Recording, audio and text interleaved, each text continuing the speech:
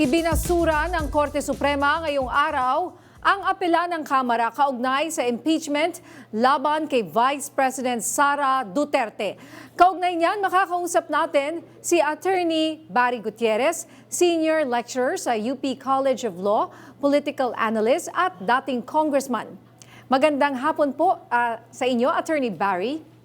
Magandang hapon at pasensya na, nakapon pa ako ngayon, nasa biyahe. Okay lang po. Opo. Well, Attorney Barry, ano po ang reaksyon ninyo dito sa desisyon ng Supreme Court na nagsasabi na unconstitutional ang impeachment laban kay VP Sara? Is this something na in-expect mo? Oo, hindi. Sa totoo lang, hindi na nakakagulat ito. Marami namang mga eksperto na nagsasabi na dahil nga unanimous yung original na naging desisyon ng ating Korte Suprema dito, medyo maliit na lang ang tsansa na magkakaroon pa tayo ng ibang desisyon dito sa motion for reconsideration. Kung meron mang pinanghawakan ang mga observers dito, ito yung fact na mukhang hindi tama yung mga ibang mga factual na batayan ng ating Korte Suprema doon sa kanilang desisyon at pinoint out nga ito doon sa naging motion for reconsideration na final ng ating Solicitor General. Pero mukhang hindi yata naging sapat yung ganong klaseng kamalian para baliktarin yung ultimate decision ng Korte Suprema. Kaya nandito na tayo. Gaya nga ng binanggit ko, hindi nakakagulat pero definitely nakaka-disappoint. Pero attorney, buti na nga rin lang At finally, nagkaroon na ng resolusyon. Kasi matagal na din natin iniintay. Di ba, lagi namin tinatanong sa inyo or sa iba pa naming guest na ano mangyari pag wala pa yung desisyon ng MR? Tapos may magpa-file na ng panibagong complaint. Well, nakuha na natin yung sagot at meron na nga ang resolution. Although yun nga, hindi nga favorable para sa karamihan. Pero sir, attorney, bilang abogado, meron ba talaga kayo nakitang lapses sa mga nag-file ng complaint? Ako, ang hindi ko maintindihan kasi dito, klaro naman dun sa desisyon at inamin naman nila, mamukhang maski dito sa kanilang desisyon dito sa motion for reconsideration, na may mga bago silang patakaran na inintroduce dito sa proseso ng impeachment. Ito ang mga sinasabi ngayong bagong 7 rekisito na kailangan sundin. Halimbawa, yung bibigyan ng kopya yung impeached official, yung bibigyan ng pagkakataon na sumagot, kahit na idaan doon sa moda na diretsong 1/3 vote. Sa lahat ng mga nakaraang impeachment na pinagdaanan natin, hindi sinunod yan So bago talaga yan. So ang hindi ko maintindihan, paano mai-expect ng Korte Suprema na makakasunod ang kasalukuyang Kamara sa mga patakaran na hindi pa naman na isasaad, di ba? So, kumaga, isang observation ng madaming eksperto dito, hindi ba dapat in-apply yan prospectively na lang? Ibig sabihin, sa kasong ito, payagan na muna natin yung pinagdaanan nilang proseso dahil yan naman talaga yung prosesong dinadaanan natin sa mga nakaraang impeachment. At kung meron kayong gustong bagong mga patakaran na ipatupad, susundin yan sa mga susunod na impeachment. So, medyo merong konting unfairness dito sa nangyari dito dahil nga kung hindi alam dun tao na meron na palang ganyang rule dahil ngayon lang yung inimbento yan, paano naman siya susunod doon sa patakaran na ganyan? So mukhang mas mahirap na talaga ngayong mag-file ng mga impeachment complaint, di ba? So based on this development, attorney, ano ang dapat i-consider ngayon ng mga magsasampa ng mga panibagong impeachment complaint next week daw laban kay VP Sara? Well, una, mukhang wala nang effectively, wala na talagang kaibahan yung dalawang modes ng impeachment na tinatakda sa konstitusyon. Kasi dati, malinaw yung hatian Kung hindi ka aabot dun sa 1/3 vote sa initial na pagsampa ng complaint, kailangan kang dumaan sa proseso sa ilalim ng Committee on Justice, kung saan maghaharap yung mga partido, magbibigay ng ebidensya, magkakaroon ng determination ng sufficiency in form and substance. Pero dati kasi, kung maaabot mo na kagad yung 1/3, diretso na yon. Kasi yun naman talaga ang sinasabi sa konstitusyon Yun na kagad yung magiging articles of impeachment at diretso ng aakyat sa Senado for trial forthwith. O, diba? Yun na naman yung forthwith na yan. Opo. Pero ngayon, sa sinasabi ng Korte Suprema dito, wala nang kinaibahan. Kasi maski dumaan ka dun sa 1/3, kailangan mo pa rin pagbigyan ng pagkakataon doon mismo sa Kamara ng pagkakataon na sumagot. Dati kasi pag naabot mo na yung 1/3, tapos na kaagad yung proseso sa Kamara eh. Ang usapan na at paghaharap ng mga partido, doon na gagawin sa Senado. So, ibang proseso ito at dito nga sa darating na impeachment, tingin ko nakahanda na sila na idaan ang buong proseso, whether 1/3 vote yan o hindi, sa isang paglilitis o isa sa hearing sa ilalim ng Committee on Justice. So, medyo nabawasan yung mga paraan kung saan sana pwedeng gawin ang impeachment. At ang nakakadismaya ng konti dito, kaya nga ginawa yung 1/3 rule na yon. Dati kasi sa ilalim ng 1973 Constitution, hindi 1/3 yung rule eh. Mas mataas.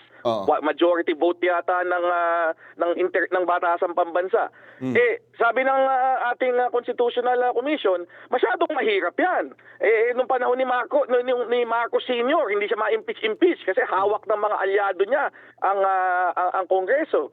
So, kaya binaba. Eh ngayon, kumbaga, binaliwala yun ng Supreme Court at ginawa uling mahirap ang proseso ng impeachment. Sana wag nilang tayo magkaroon na uli ng sitwasyon na magkakaroon tayo ng diktador o isang mapang-abusong kailangan impeach at hindi natin ma-impeach dahil nga dito sa naging desisyon ng Korte Suprema sa kasong ito. So Attorney Bar, yun nga, yung sinasabi mo, kailangan sumagot yung ini-impeach na official, tama po ba? Alam naman natin yung history po ni VP Sara at ng kanyang opisina, medyo matagal bago sumagot. Hindi ba para magiging favor to para ma-delay yung impeachment hearing kung hindi siya kagad sasagot? Well, tingin ko naman pwede pa naman magbigay ng mga reasonable periods ang House. Kumbaga mga deadline na dapat within 10 days sumagot, etc. Pero yun nga, tama ka. Sa dulo, napapahaba nito yung proseso. Kasi nga dati, basta maabot mo na yung threshold vote na 1/3, wala nang hearing eh. Diretso na kagad yan, ang usapan doon na sa Senado. Pero dahil nga ngayon, kahit ano pang paraan, kahit ilang pang kongresista ang pumirma dyan, kailangan pa rin bigyan ng pagkakataon na sumagot, talagang bumagal, humirap at lalong naging mas burdensome itong prosesong ito. Pero kayo po, attorney, bilang isang political analyst naman, ano po ang masasabi niyo dito sa persistent na mga impeachment complaint laban kay VP Sara?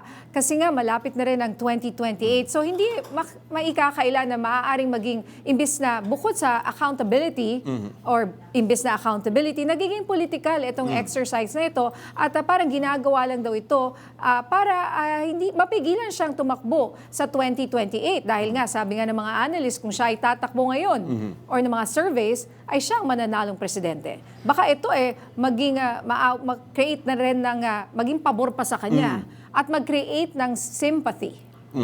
Well, unang-una, kailangan nating alalahanin na kahit na anong impeachment naman, meron naman talagang anggulong politikal. Hindi maiwasan eh. Di ba, mga political offices yan, elected officials yan, at sa katotohanan, maaring may epekto, maaring meron talagang konsiderasyon yung mga bumoboto, whether sa House of Representatives o sa Senado, na politika. Di ba? Hindi naman yung korte. At malinaw yun. Kaya hindi binigay sa korte ang trabaho ng impeachment dahil mismong ating konstitusyon binuview yan bilang hindi lang isang legal na process, kundi partly isang political process. Okay?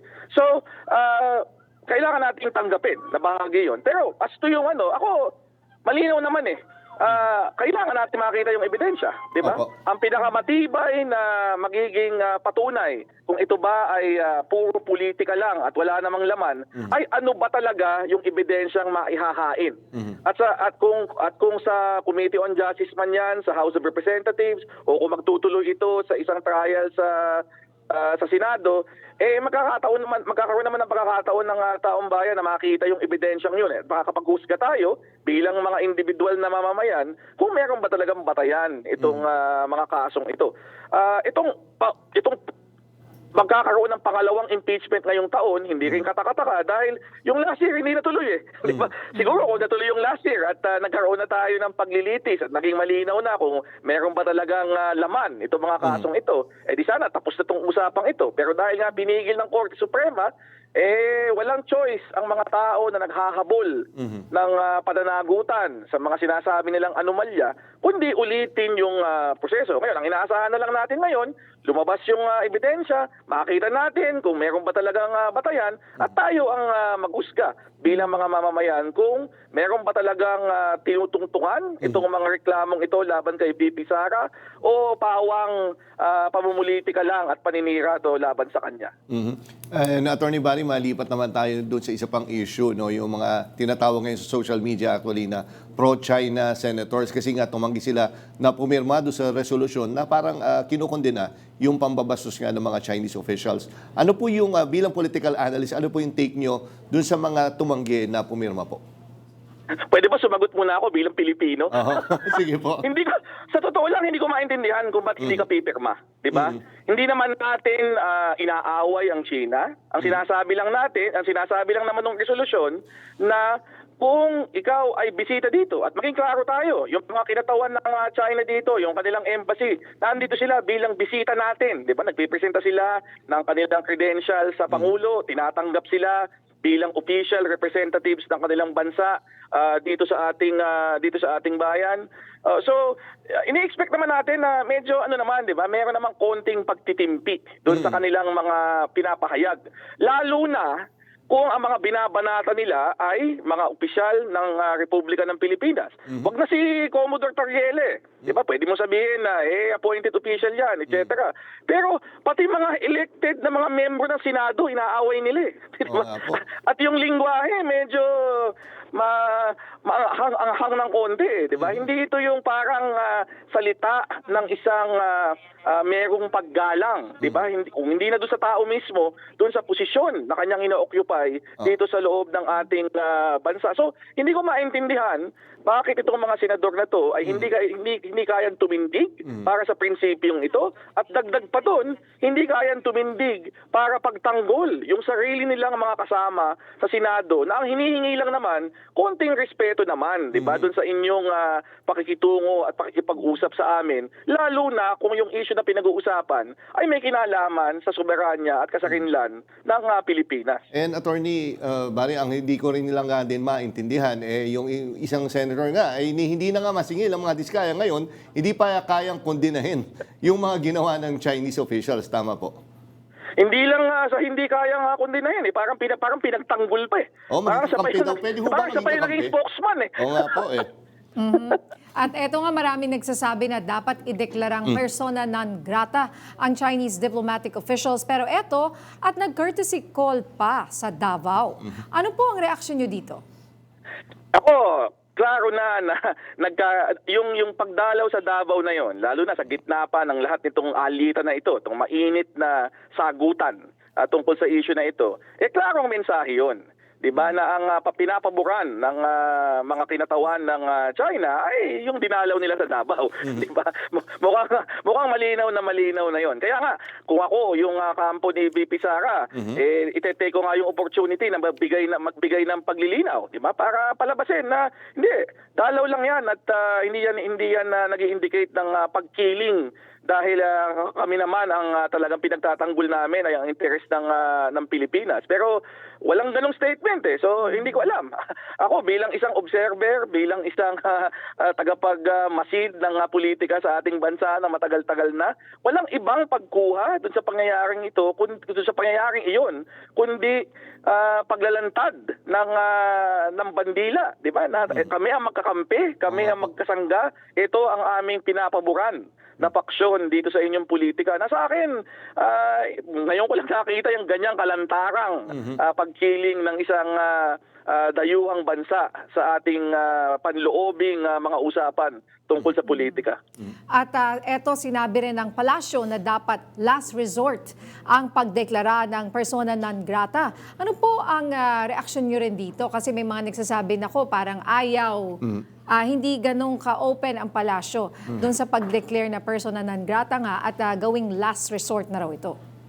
Well, sa akin, iba naman ang magiging konsiderasyon ng presidente sa ganito. Dahil siyempre, pag dineclare mong persona non grata, pinauwi mo, basically nagpuputol ka ng ng linya sa pakikipag-usap sa isang soberanyang bansa, di ba? Hindi naman natin maitatanggi na dito sa ating rehiyon ng mundo, medyo mahirap naman na hindi ka nakikipag-usap sa China, di ba? Given yung kanilang stature at kanilang kapangyarihan at yung kanilang influence dito sa bahagi ng mundong kinalalagyan natin.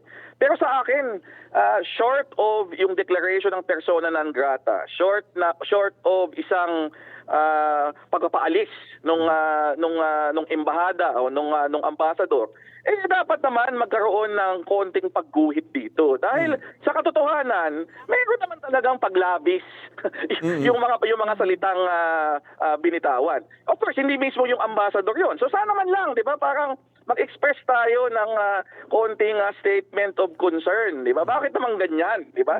Lalo na doon sa mga pagbanat sa mga opisyal mismo ng Republika ng Pilipinas. Wala namang ginagawang mali itong ating mga opisyal kundi ipagtanggol ang ating interes.